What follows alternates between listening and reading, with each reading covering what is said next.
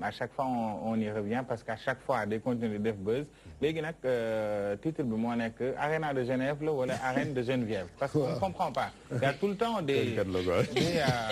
y a tout le temps des faits polémiques des trucs yoo xam ne on ne comprend pas donc à chaque fois te nit ki la personne en tant que tel ki tëgg foofu mu di Wally Ballago Seck ba léegi kenn déggagu ko mu wax ci benn pipe moo mais maanaam même bu ci doon wax loo xamante ni nekkul loo xam ne day neen frasque wala polémique wala dara mais ba léegi ngaa ngu ci donc ñeneen ñi nga xam ne ñoo ko wër ñoom ñooy continuer di def polémique soit koo xam ne dañ koy defar interview donc cela s'est passé avec une animatrice de Sénégal 24 donc moom nekk na koo xamante ni benn animatrice la doon interview bi ki nga xam ne moo di Lamina donc Lamina def foofu ay grosses révélations yu wax yoo xamante ni la majeure partie fii nii ci plateau bi la jóge woon parce que Wally Seck fii lañ ko invité woon mu def ay révélation yu grave ci nga xamante ni métier bi muy def ak artistes yi mu nekkee ak lépp loo xamante ni mën na ko def ci wàllu musique bi donc li ci nekkoon nekk actualité moo nekkoon Genève bi ko fi taxoon ñëw donc à part ça ñu dégg ay problème am ak Ginthës ak yeneen problème ak yeneen artistes ak ki nga xam ni moo di papaam Thione Ballago Seck donc bii nii mu nekk ak koo xamante ni moo di Lamine c'est un bassiste moo di tëggkat bi aussi fii fële ca Ramdan donc moom dafa préféré nekk ci parti pris maanaam koo xam ne day faral ki nga xam ne moo di Wally Seck mais aussi far boo xam ni dañ ko affiché de trop sur les réseaux sociaux parce que interview bi c'était très intense donc pare na wala léegi mu sa pare c'est la magie de la télé wala léegi mu pare nañ ko jeex koy jeex mais bala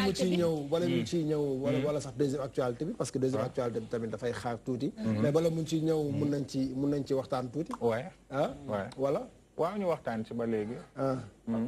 parce que waaw men dafa xaw a am similitude ñaari cas yooyu quoi sa kaawu mercredi ba ak kaawu Genève waaw dëgg la non man moom pour man li ci ëpp solo mooy Seydina pour man li ci ëpp solo mooy y a un jeune sénégalais boo xam ne ba mu démarré musique amaana yàggul sax noonu te qui est en train de relever de grands défis nañ ko féliciter ñaanal ko parce que c'est le Sénégal qui représente pour man c'est le plus important mais ay fees na feesul amul sens débat boobu Sénégal rek la am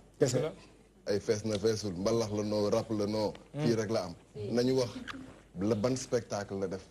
lan la def foofu nan la émerveillé ñi nga xam ne ñoo fa nekkoon musicalement man je me dis que c'est le plus important mais fees na feesul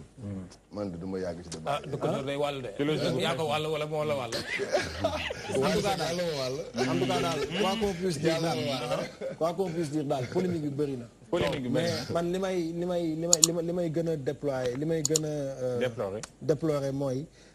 ñi nga xam ne ñi ngi génn di wax mooy ay Lamina wala parce que gis ñu la personne en tant que tel mu génn def wax benn affaire wala mu génn def benn sortie mais nañu ko ne seen liggéey dëgg la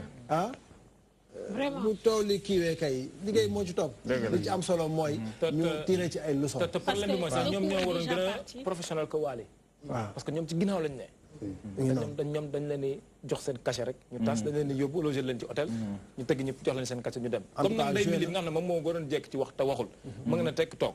ñoom ay sant waroon nañ mën a booloo rek ñoom ñëpp toog benn place ñuy def nag ñu def ko fi ci Sénégal jërbaat mooy comme li ma waxoon keroog rek bon nañu liggéey rek no xaaral ma ñëw la jërbaat nañu liggéey quoi ñu tourner page yu dootul événement dootul Genève Bercy kërëb on tourne cette page ñu ouvrir beneen page liggéey gën ko professionnaliser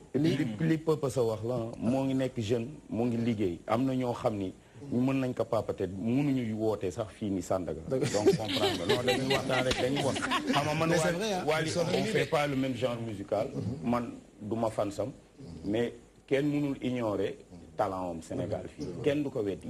donc bu fekkee 2 personnes sax ñoo fa nekkoon au moins bégal na 2 personnes donc au moins na gaa yi am respect ci 2 personnes yooyu demoon wuy ci ko en tout cas c'est un jeune boo xam ni dañ ko war a encourager parce que musique sénégalaise benn ténor la am boo xam ni mi ngi exporter musique partout dans le monde muy Youssou Ndour moo fi tàmbalee woon Bercy moo fi tàmbalee woon ci saalu mag woowu defe naa ni moom bu fekkee bu nekkee jeune boo xam ni fi Youssou Ndour tegoon tànkam mi ngi fay jéem a teg tànkam pour doxal musique sénégalaise pas pour concurrencer ko defe naa ni dañ ko ci war a encourager parce que moom mooy le deuxième artiste sénégalais bi dem Zénith bi dem Bercy moom mooy le premier artiste ci lu ñu jot a wax bu dem Arena bu Genève nañu bàyyi waxu Genève bi li nekk suñu kanam kay mooy Bercy bu Pape Diouf nañ ko encourager bu ko defee li am li dal Wally Seck sénégalais yi bàyyi ci xel ñëpp àndandoo dem Bercy le 13 octobre dooleel suñu doom jooju nga xam ne muy représenté ci Sénégal muy Pape Mohamed am na lu am solo parce que da nga dugg foo xam ne nii da nga ñu ne ci plateau bi da nga leen laal parce que Wilson mi ngi wax la nga leen doomu réew mi la c'est vrai doomu réew mi la ba pare problème bi mooy gis nga ñi nga xam ne ñoo nekk ci ginnaaw di jaay fumiste li nañu wax ko di bind nañu sóor ëllëg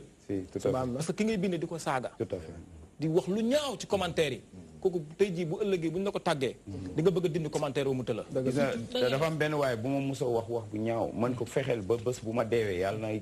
yéex lool bu fa taxaw man ko nga ñëw bu ñuy seede nga ñëw seedeel ma li ma wax loolu laa ko wax jour boobu la mu gëj a xool bët ak bët dëgg la day am kersa signalé benn affaire par téléphone ñu waxtaan ci ñu kaf foore mais damay waxaat ñaaxaat fans yi nañu nekk nit c'est très important parce que lépp ci fans yi la fans yi nañu bokk ndey